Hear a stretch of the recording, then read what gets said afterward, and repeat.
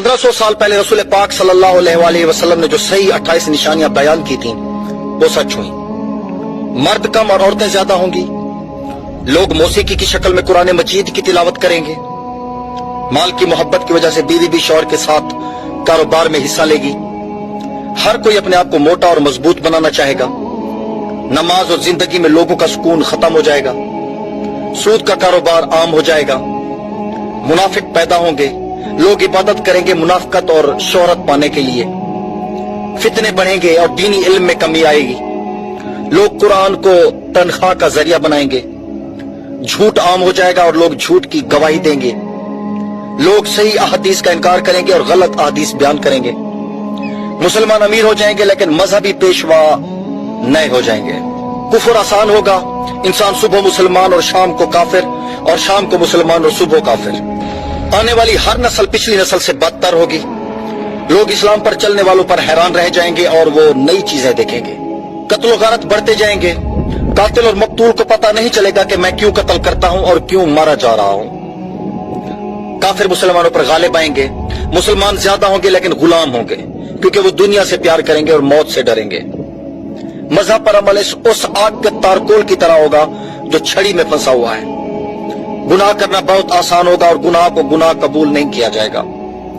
दुनिया के अमीर तरीन लोग कंजूस होंगे। उम्र से बरकत खत्म हो जाएगी।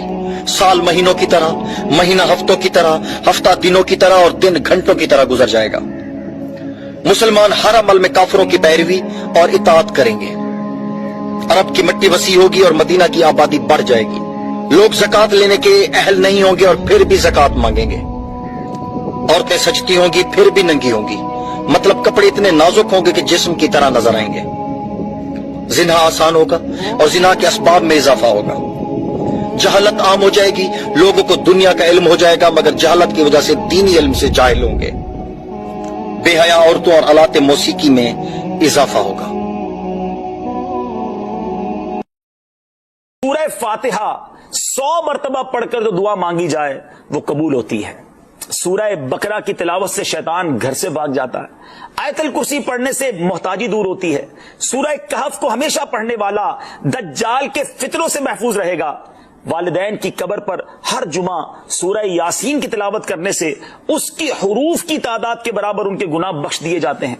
सूरह अद-दुखान पढ़ने से मुश्किल दूर होती है। जो करीबुल मर्ग हो उस पर सूरह जासिया का दम करने से खात्मा बिल खैर होता है।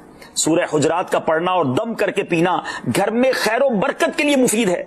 सूरह काफ पढ़ने से जो बाग होते हैं उनके फलों में कसरत होती है। सुभान अल्लाह।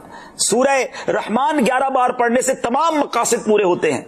सूरह वाक़िया जो शख्स रोजाना पढ़ेगा उसे कभी फाका ना होगा। सूरह मुल्क को हर रात पढ़ने वाला अज़ाबे कब्र से महफूज रहेगा। सूरह मुज़म्मिल को 11 बार पढ़ने से हर मुश्किल आसान हो जाती है। सूरह मुद्दस्सिर को पढ़कर हिफ्ज़े कुरान की दुआ मांगने से कुरान करीम का याद करना आसान हो जाता है। जो बच्चे हिफ्ज़ कर रहे हैं उनके लिए जबरदस्त वजीफा है। सूरह अन-नाज़िआत पढ़ने से जान कनी की तकलीफ नहीं होगी। सूरह दुहा पढ़ने से भागा हुआ आदमी वापस आ जाएगा। सूरह अलम नशरह को जिस माल पर पढ़ दिया जाए उसमें खूब बरकत होती है। सूरह तीन व तीन व ज़ैतून जो है 3 मरतबा पढ़ने से अखलाक और किरदार बेहतर होते हैं। सूरह अलक में जोड़ों के दर्द का इलाज है। सूरह कदर जो सुबह शाम पढ़े अल्लाह अज़्ज़ व जल उसकी इज्जत बढ़ा देगा। सूरह बय्यिना बर्स और यरकान का इलाज है। जिस आदमी या जानवर को नजर लगी हो उस पर सूरह आदियात का दम मुफीद है। सूरह कारिया पढ़ने से बलाओं से हिफाजत रहती है। सूरह तकासुर को 300 बार पढ़ने से जल्द कर्ज अदा हो जाता है। कई लोग कहते हैं जनाब कर्ज बहुत है, चले कुरान का वजीफा ले लें, अलहाकुमुत तकासुर। ये जो सूरत है 300 बार पढ़ने से बहुत जल्द कर्ज उतर जाता है। सूरह असर पढ़ने से गम दूर हो जाता है। सूरह हुमजा और सूरह फील दुश्मन के शर से हिफाजत के लिए, और सूरह कुरैश जान की हिफाजत के लिए बड़ी मुजर्रब है, बड़ा कमाल का वजीफा है। सूरह माऊन बड़ी मुश्किल के वक्त में पढ़ना बहुत मुफीद है। सूरह कौसर की तिलावत से बे औलाद साहिब औलाद हो जाता है। कई बे औलाद भी वज़ाइफ मांग रहे होते हैं। सूरह काफिरून 1/4 कुरान के बराबर है। सूरह ज़िलज़ाल निस्फ कुरान के बराबर है। सूरह इखलास 1/3 कुरान के बराबर है। और सूरह फलक और सूरह नास से जिन और शैतान और हासिदों के शर से हिफाजत रहती है।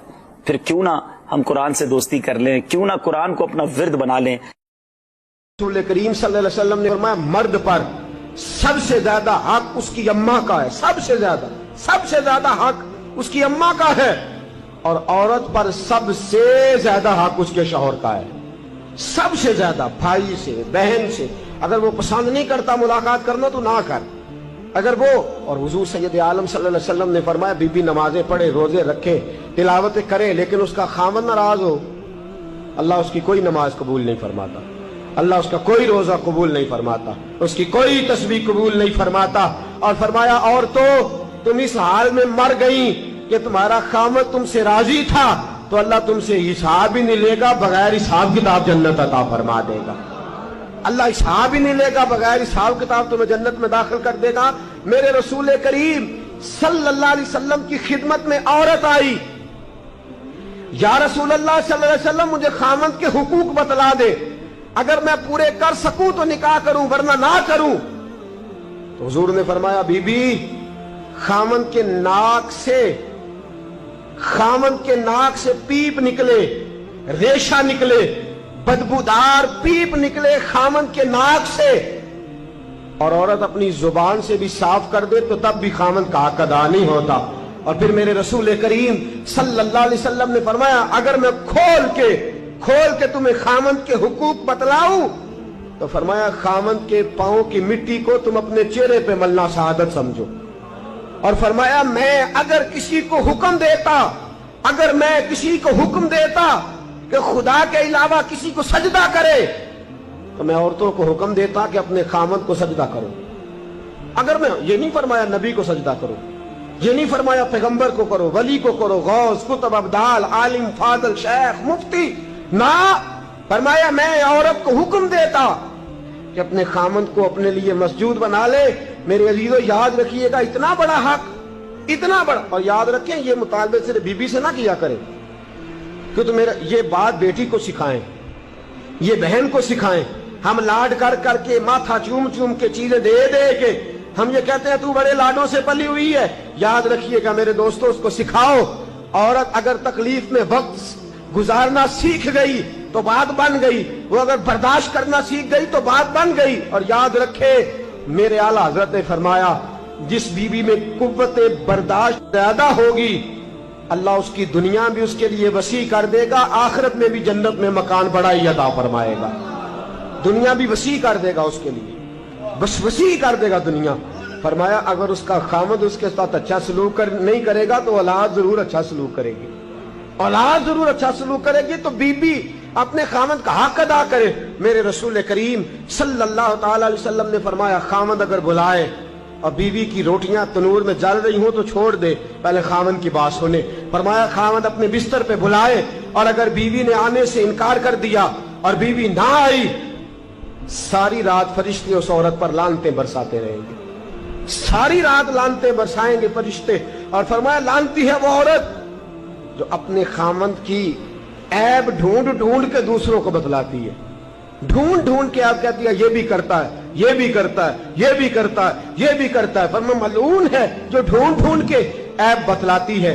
میرے رسول پاک علیہ السلام نے فرمایا دنیا ایک دولت ہے اور دنیا کی بہترین دولت ایک نیک بیوی ہے. اگر تجھے نیک عورت مل گئی تو یاد رکھنا پھر تیرے لیے سب سے بہترین متاع تیرے ہاتھ